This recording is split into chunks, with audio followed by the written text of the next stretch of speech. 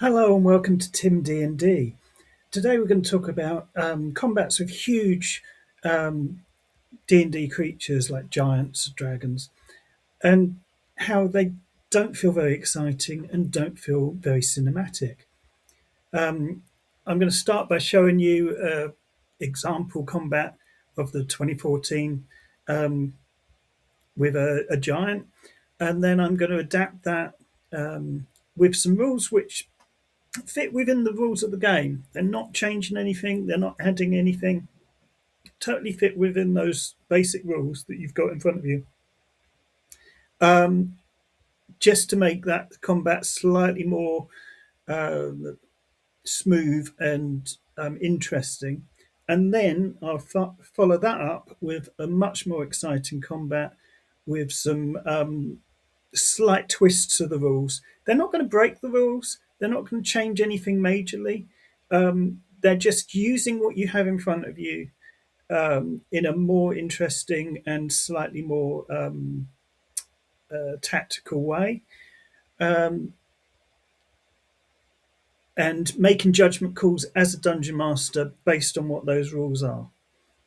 And then finally, I'm going to hit another, a little bit of a house rule thing, which adds just another little level to the combat.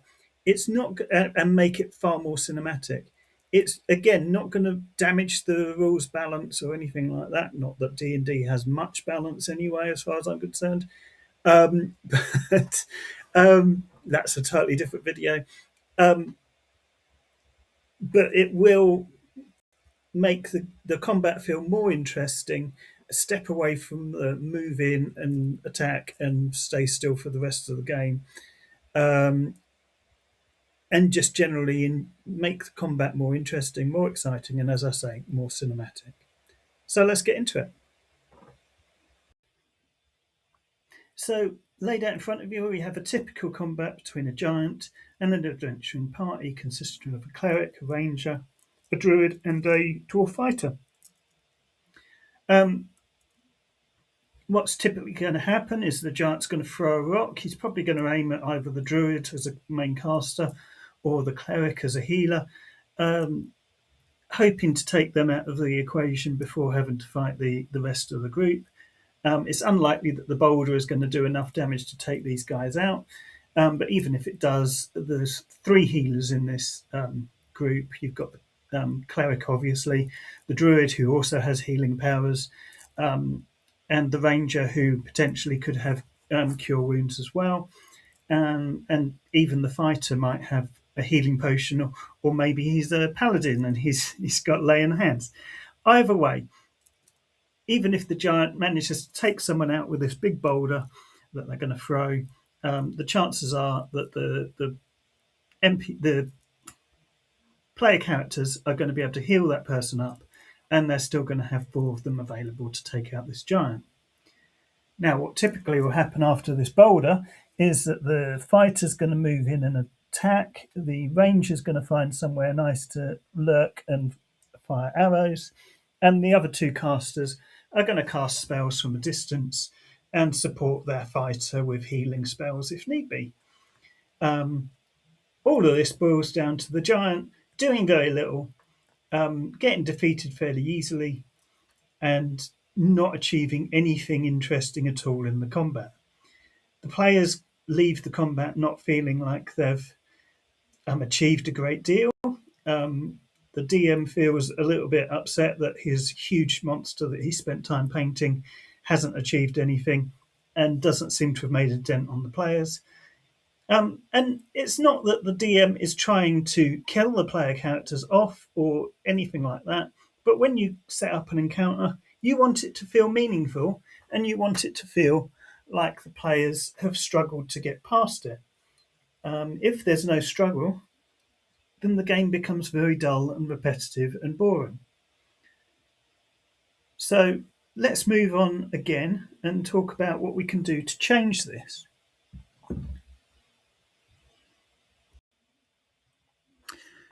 So the combat in front of you has happened exactly the same way. The giant's thrown a boulder, it's had very little impact.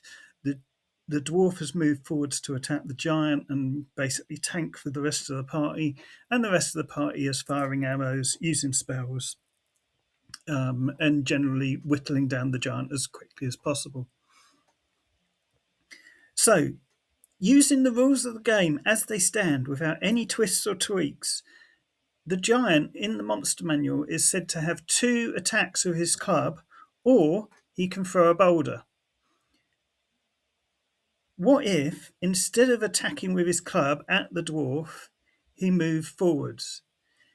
Now, he could do that. There's no reason why he can't do that, but he will get an opportunity attack from the dwarf, which he's probably not going to want. But what if he stops the dwarf making an opportunity attack by doing something unexpected but within the rules of the game? So what I'm going to suggest is that giant is a very strong guy who's got plus 10 athletics, being a stone giant in the 2014 rules in the monster manual. What if he grapples that dwarf? So I reckon plus 10 he has to his athletics. He's going to grapple that dwarf, pick him up in one hand, and then move forwards with his fairly large move and attack the druid with his last attack. It doesn't say anything in the monster manual to say that the giant can grapple, but it doesn't say he can't. And in the combat section of the player's guide, it says anyone with an attack can choose to make that attack a grapple. In fact, if you've got multiple attacks, you can choose to make one of your attacks a grapple. So the giant's picked up the dwarf. He's strong enough to carry someone like a dwarf, and he's able to walk forwards and attack someone else. He's not restraining the dwarf. The dwarf can still attack him on his turn, but in the giant's turn, the dwarf can't stop him moving, and he can't make an opportunity attack because theoretically he's not leaving the dwarf's space. He's not leaving that combat zone because he's carrying the dwarf with him. Suddenly, just by doing this, we've created movement in the combat, made it more interesting, made it more cinematic because the giant has literally used its huge size and strength to pick someone up. And all of that we've done within the rules of the game. Now let's talk about what we can do slightly outside of the rules of the game, but still staying within the spirit of the rules and using the rules as written, but in a slightly different way. So here we have the same combat again, but this time let's make it a little bit more cinematic. We've gone through all of the preliminary throwing a boulder and the dwarf moving forwards. Now the giant's picked up the dwarf again, grappled him, but this time the giant's had a moment's clarity and has decided, rather than carry this dwarf around with me, I'm going to throw him at one of his teammates.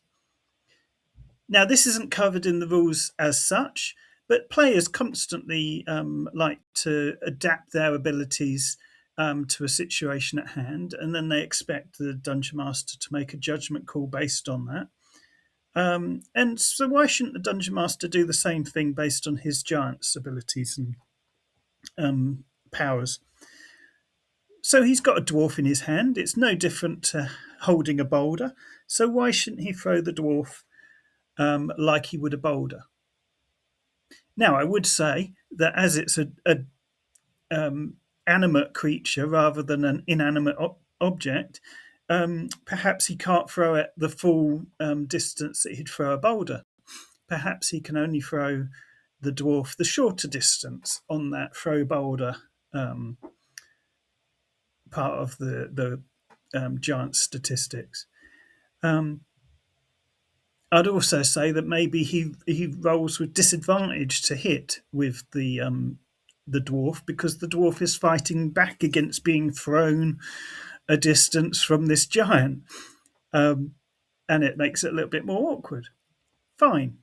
But in any case, our giant is going to throw the dwarf at the cleric. He rolls with disadvantage. He doesn't hit the cleric, so the cleric doesn't have to worry. Um, but the dwarf is going to take damage. Yeah, I think that's fair enough. Let's say that he takes damage according to how much damage the boulder would have caused if he'd been hit by a boulder. Is there much difference from being thrown at the floor at speed or compared to being hit with a rock? Probably not that much difference. So that makes sense. But again, the dwarf is an animate creature. He's a heroic character. So maybe he gets to make a saving throw, a dexterity saving throw to land on his feet rather than get smacked into the ground, in which case he'd take half damage. Or maybe he wants to make a athletics or acrobatics check to avoid that effect. That's something dungeon masters can decide on the fly. Of course, once you've decided it once, you probably want to stick with the same sort of rule set. But this is already sort of a much more interesting encounter. Now the characters are a little bit uncertain about going up straight into the giant's reach because they don't want to be thrown. They don't want to be thrown around. Maybe the giant's going to throw the dwarf into some scenery, into that cave entrance, for instance. Who knows what's in the cave? Again, something extra to the encounter. If you've got a river or a sea near where the encounter's taking place, maybe the giant throws the dwarf into that, and the dwarf has to swim ashore, which is going to take a little longer. All of this is creating distance for the giant, giving him chance to fight fewer characters at a time, giving him more of an opportunity to move. And all of this, although it's outside of the rules as written, is still within using the rules as written. You're using the rules for throwing things for the giant to make use of, and you're just adapting them slightly. Just like, as I said, players will ask you to adapt their abilities to fit a certain situation, and you have to think about how that would apply at the time. One final point I will make, just to make things as cinematic and interesting as possible, and this doesn't necessarily change how the game works or how it doesn't affect the balance. It's literally just visually and description wise. If a giant hits something, it's a large amount of force hitting something. That thing shouldn't stay where it is. So if the giant belts that dwarf with a club, there's no way the dwarf should stand there, take that bludgeoning blow, and not be moved. Rules wise, you're not going to cause any more damage from the club blow. You're not doing anything if the dwarf moves and hits another character.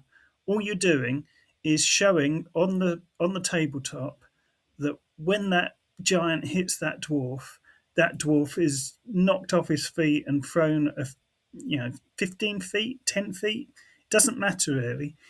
You're describing the impact of that blow, and moving the models on the table reinforces that impact.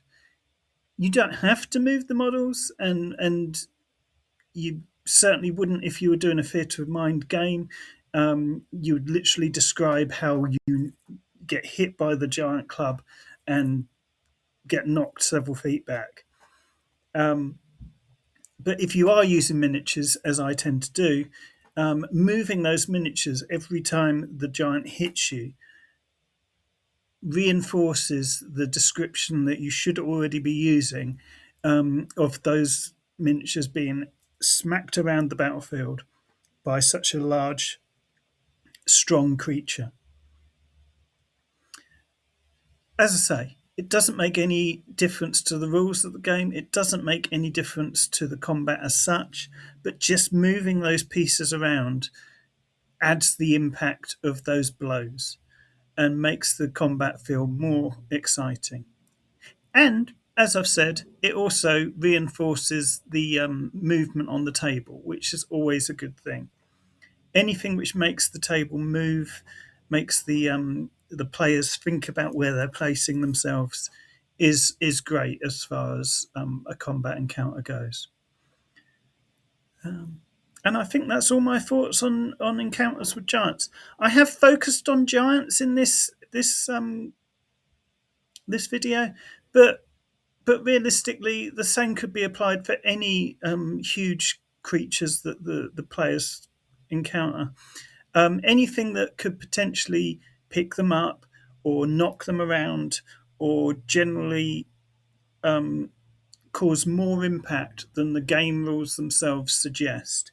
Um, for instance, a dragon, maybe it swoops down and grapples a player, picks them up, drops them from a height.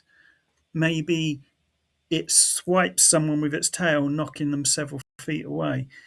As long as you do all these things to reinforce the strength and enormity of these creatures that the players are up against, it creates a more interesting encounter, and it really makes the players feel like they've experienced something far more interesting than a complicated maths problem.